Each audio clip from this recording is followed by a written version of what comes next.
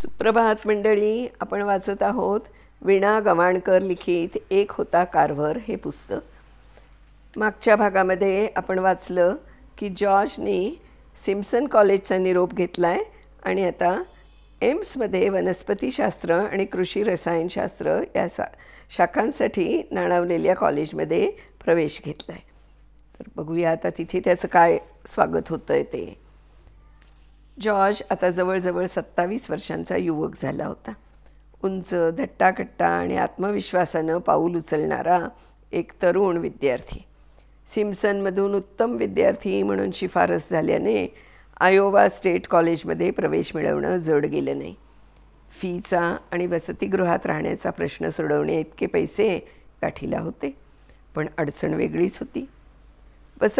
वसतिगृहाचे अधिकारी निग्रो विद्यार्थ्याला ठेवून घ्यायला राजी नव्हते.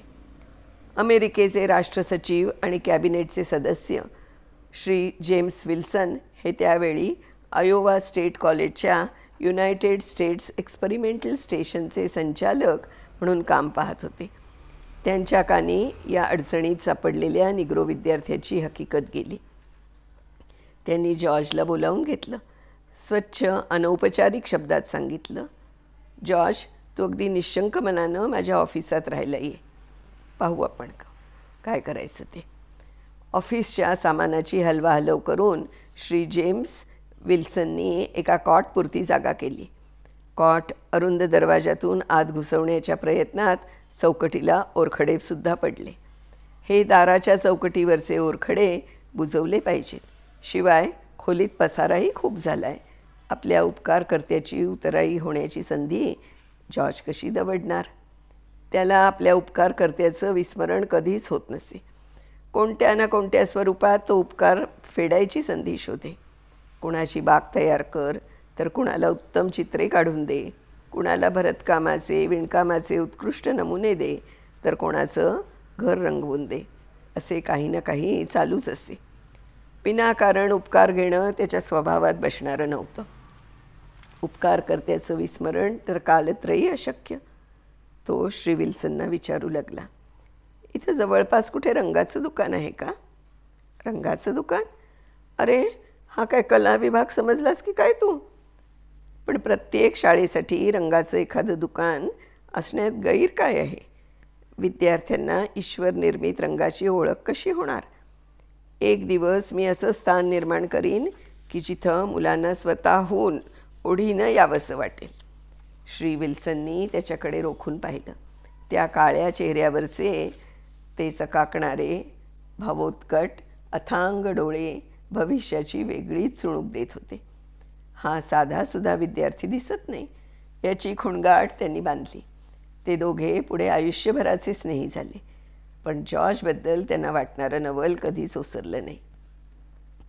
त्या रात्री जागून त्यानं सारं फर्निचर आणि दाराची चौकट रंगवून काढली. खोलीची मांडणीही व्यवस्थित केली. निजण्या राहण्याची तर सोय लागली, पण जेवणाचं काय?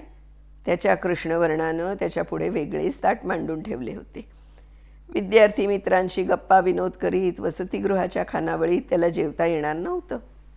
त्या आनंदापासून त्याला वंचित करण्यात आलं होतं. त्याच्या जेवणाची सोय तळघरातील भटारखान्याच्या कोपऱ्यात करण्यात आली होती. दुःखी मनानं त्याला ही व्यवस्था मान्य करावी लागली होती. त्याची कुणकुण प्राध्यापक बर्ड यांना लागली.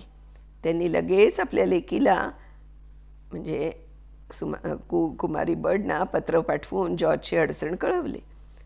6माही परीक्षांच्या धांदलीमुळे श्रीमती बर्ड येऊ शकत नव्हत्या. म्हणून त्यांनी आपली मैत्रीण सौ लिस्टन हिला एम्सला रवाना केलं. सौ लिस्टन ताबडतोब एम्सला आल्या. जॉर्जच्या खानावळ प्रकरणात लक्ष घातलं. जॉर्जला न्याय मिळवून दिला. दुसऱ्या दिवसापासून जॉर्ज इतर मित्रांसमवेत खानावळीत जेवू लागला. आठवड्याच्या आत त्या वसतिगृहाच्या भोजनगृहाचं रूपच पालटून गेलं. सारे वातावरण बदलले.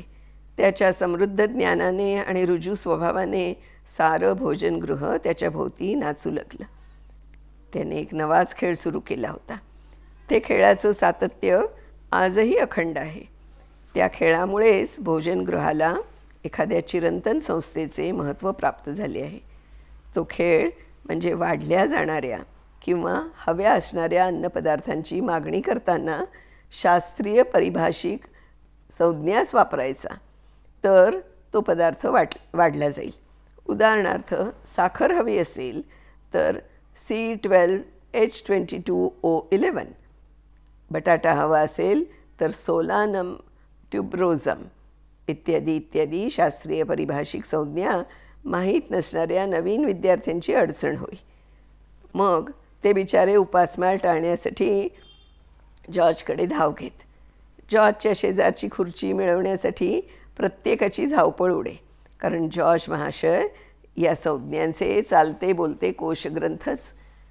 या कॉलेजात जॉर्जने वनस्पतीशास्त्र, भूमिती, रसायन, प्राणीशास्त्र इत्यादी विज्ञानशास्त्रांचा अभ्यास केला.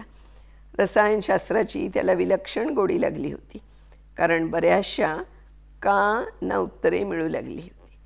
काची उत्तरं शोधण्यासाठी अनेक गोष्टींचं पृथक्करण करून बघण्याची सोय या शास्त्रात होती. कोणत्याही तत्वाच्या मुळाशी जाऊन अभ्यास करणं हा तर त्याचा स्वभाव विशेष.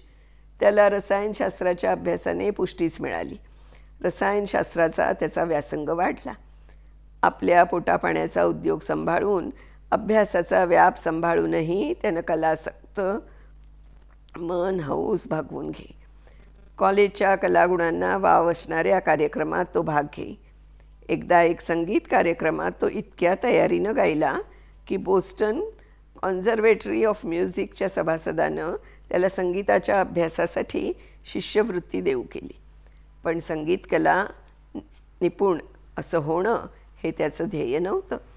आपल्या कार्याची तड चित्रकलेची व संगीताची आराधना करून लागणार नाही आहे याची त्याला पूर्ण जाणीव असल्यानं त्यानं ती शिष्यवृत्ती नाकारली. गेल्या अनेक वर्षांच्या आपल्या वैगुण्यावर अडखळत बोलण्यावर त्यानं यशस्वी मात करून दाखवली होती. आता आयोवा स्टेट कॉलेजमध्ये विद्यार्थ्यांसाठी सैनिकी शिक्षणाचा विभाग होता. त्यात त्यानं आपलं नाव नोंदवलं. त्याची वृत्ती लष्करी नव्हती. शिवाय तो निग्रो असल्यानं लष्करी अधिकारी कधीही बनू शकणार नव्हता हेही तो जाणून होता. परंतु गणवेश आणि संचलनाचा वाद्यवृंद याचं मनस्वी आकर्षण होतं त्याला. त्या जोडीनं तो सैनिकी शिक्षण विभागात दाखल झाला. वर्षानुवर्ष धोबीकाम करण्याने, ओणबं राहून कपडे धुतल्याने त्याच्या खांद्यांना बाक आला होता. चालताना कुबड आल्यासारखं दिसे. सैनिकी विभागाचे प्रमुख परेडच्या वेळी त्याच्यावर खेकसत. जॉर्जने मग त्यावर उपाय शोधून काढला. दोन्ही काखातून एक आडवी काठी अडकवी, हात पाठीशी एकमेकात गुंतवी आणि मैल 2 मैलांची रपेट करी. अगदी मन आकर्षून घेणारी वनस्पती किंवा एखादा आगळा वेगळा दगड दिसला तरी वाकून उचलण्याचा मोह टाळून तो गुडघ्यावर बसे, पण काखेखालची काठी काढत नसे. आयोवा स्टेटमध्ये कॉलेजमध्ये प्रवेश मिळवणाऱ्या या पहिल्याच निग्रो विद्यार्थ्यानं विद्यार्थी दशेत अखेरचा मिळू शकणारा कॅप्टनचा हुद्दा मिळवला. हा हुद्दा मिळवणारा तो पहिलाच निग्रो असावा. त्याचं कौतुक करताना त्याचे करडे शिक्षक जनरल लिंकन म्हणाले, या लायक आणि गुणी विद्यार्थ्यानं स्वतःच्या गुणावर आणि जिद्दीवर हा किताब मिळवला आहे. त्याच्या या यशात कोणाचाही वाटा नाही, कोणाचाही हातभार लागलेला नाही. गाण्याची आणि चित्रकलेची त्याची आंतरिक ओढ त्याला मधूनच केव्हा तरी अस्वस्थ करीत असे. मग तो एखाद्या सुट्टीत श्रीमती बर्डकडे जाऊन चित्रकलेचे धडे गिरवी. याच दिवसात जॉर्जने न्यू मेक्सिकोच्या वाळवंटात पाहिलेल्या युक्का वनस्पतीच्या रेखाटनावरून एक चित्र तयार केलं. आणखी बरीच चित्रं रंगवली. संचालक श्री विल्सन यांच्या कानी जॉर्जच्या चित्रकलेतील नैपुण्याची ख्याती आली. प्राध्यापक बर्ड यांच्याकडून त्यांच्या कन्येने श्रीमती बर्डने जॉर्जची केलेली प्रशंसा त्यांच्या मनात जिज्ञासा निर्माण करून गेली. निसर्गदत्त बहुमोल देणगी बाजूला सारून हा कलावंत कृषीशास्त्राच्या मागे का लागला आहे ही शंका त्यांना गप्प बसू देईना.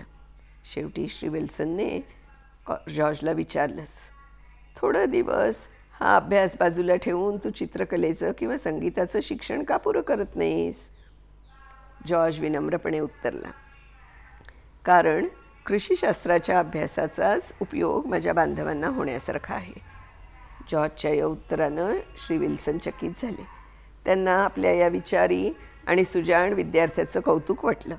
त्यांचा जॉर्जविषयीचा सद्भाव उत्तरोत्तर वृद्धिंगतच होत गेला. विनामूल्य भेट स्वीकारायची नाही, परतफेड करता येणार नाही असे उपकार घ्यायचे नाहीत, हे त्याचं व्रत सर्वश्रुतच होतं. पण या वृत्तीला आपल्या प्राध्यापक श्री विल्सनसमोर मात्र निमूटपणे सारं ऐकावं लागे. वेळ प्रसंगी दमबाजी करून श्री विल्सन त्याला आपली मदत स्वीकारायला लावीत. जॉर्जच्या पायातले बूट अगदी जीर्ण झालेले दिसले की ते $2 काढून त्याच्या हातात ठेवत आणि करड्या आवाजात सांगत, आत्ताच्या आत्ता जा आणि नवीन बूट आण, चल निघ. जॉर्जला मुकाटेने ऐकावं लागे, जायलाच लागे तिथे. यावर्षी सीडर रॅपिड्समध्ये अखिल आयोवा कला प्रदर्शन भरणार होतं. प्राध्यापक बर्ड यांनी जॉर्जकडे त्याची चित्र प्रदर्शनात मांडण्याविषयी विचारणा केली. सीडर रॅपिडला जाऊन प्रदर्शनात चित्र मांडण्याइतकी पदरमोड मी करू शकत नाही, जॉर्जने आपली असमर्थता प्रगट केली. जॉर्जची अडचण त्याच्या सहाध्यायांना कळली. ते सारे त्याच्या खोलीवर गेले. जॉर्ज थोड्याशा खिन्न आणि उदास मनस्थितीतच होता. त्याला त्यांनी जबरदस्तीनं बाहेर काढलं, एका बग्गीत बसवलं. अरे, कुठे नेतात तुम्ही मला? ख्रिसमस आलाय ना जवळ, चल आता.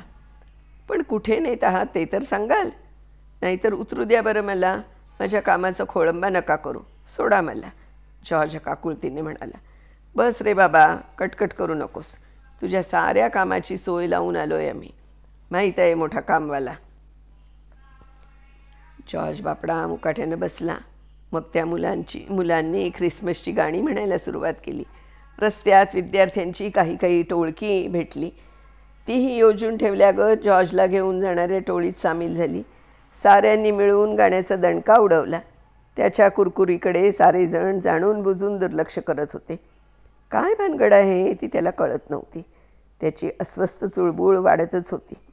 शेवटी ती मिरवणूक तयार कपड्यांच्या एका दुकानापाशी थांबली. चल जॉर्ज, उतर खाली. उतरायचं आहे तुला? मला कुठं या दुकानापाशी आणलं? माझा अवतार तरी बघा, कोण घेईल मला या दुकानात? आधी खाली तर उतर, मग ऐकव तुझं प्रवचन. मग साऱ्यांनी त्याला अक्षरशः उचलून त्या दुकानात नेलं. दुकानदाराला पूर्वसूचना होतीच. त्यांनी सगळी तयारी करून ठेवली होती. त्याने जॉर्जच्या मापाचा सुंदर करड्या रंगाचा सूट आणला. बघा बरं जरा घालून, दुकानदार म्हणाला. हा वाह्यातपणा पुरे येता. मी काही कपडे विकत घेणार नाही आहे. त्याच्या विरोधाकडे किंवा पसंती नापसंतीकडे लक्ष द्यायला कोणीच तयार नव्हता. त्याच्या संमती वाचून काहीही अडलेलं नव्हतं. काही जण त्याच्या अंगावर सूट चढवण्यात गर्क होते, तर काही दुकानाबाहेर उभं राहून गाणी म्हणत होते. सुटाला साजेसा शर्ट, टाय, हातमोजे, बूट, हॅट इत्यादी जामानिमाही निवडला गेला. जॉर्जच्या अंगावर सारा पोशाख काळजीपूर्वक चढवण्यात आला. साऱ्यांनी मग पसंतीदर्शक टाळ्या वाजवल्या. एवढं झाल्यावर जॉर्जला पुन्हा उचलून बग्गीत स्थानापन्न करण्यात आलं. गाण्याच्या जल्लोषात तो जमाव परत निघाला. जमाव जाऊन थांबला तो प्राध्यापक श्री विल्सन यांच्या दाराशी. श्री विल्सन आणि श्री बर्ड स्वागतासाठी दारातच उभे होते. म्हणजे हेही या कारस्थानात सामील होते तर. सर, खरं म्हणजे मला यावेळी कॉलेजच्या उद्यानात काम होतं, पण या मुलांनी बघा ना, जॉर्ज साचरत सांगू लागला. बरं मग, प्राध्यापक विल्सन त्याला निरखत म्हणाले. शिवाय आज मी प्राध्यापक ब्रँडींचं घर साफ करून द्यायचं कबूल केलं आहे. आपलं म्हणणं जॉर्ज पुढे रेटू लागला, पण त्याच्याकडे दुर्लक्ष करत ते म्हणाले, आज तुला सीडर रॅपिडला जायचं. प्राध्यापक विल्सनच्या या वाक्याला सर्व मुलांनी टाळ्या वाजवून प्रतिसाद दिला. जॉर्ज, या प्रदर्शनात आपल्या कॉलेजचं प्रतिनिधित्व करायला तुझ्याखेरी कोण पात्र आहे सांग बरं. हे घे तुझं सीडर रॅपिड्सचं तिकीट आणि ही प्राध्यापक बर्डनी श्रीमती बर्डच्या सल्ल्याने निवडलेली तुझी चित्र. प्राध्यापक ब्रँडींनीही तुझ्या जाण्याला आनंदाने संमती दिली आहे. हा सगळा खर्च कसा फेडणार मी? कोणाच्याही दयेवर जगणं न आवडणारा जॉर्ज मनापासून विचारत होता. जॉर्जच्या खांद्यावर थोपटत प्राध्यापक विल्सन म्हणाले, या साऱ्यांची फेड तू आधीच केली आहेस. तुझे विद्यार्थी मित्र आणि शिक्षक यांनी वर्गणी काढून जी काही रक्कम उभी केली आहे तिनं का तुझी मैत्री जोखता येईल? तुझ्या स्नेहाच्या पासंगाला सुद्धा ती पुरणार नाही. जा, तयारीला लाग. आमचा तुझ्यावर पूर्ण विश्वास आहे. यशस्वी हो. जॉर्जचे डोळे भरून आले. त्याने साऱ्यांवर आपली नजर फिरवली. तो कसंबसं म्हणाला, तुम्हा सगळ्यांचे आभार मी कसे मानू? आणि अश्रूंचा बांध फुटला. मंडळी, आता उद्या आपण बघूया की जॉर्ज हा त्या सीडर रॅपिड्सच्या प्रदर्शनासाठी जातो आहे आणि तिथे काय होतं आहे ते सगळं. तोपर्यंत बाय बाय.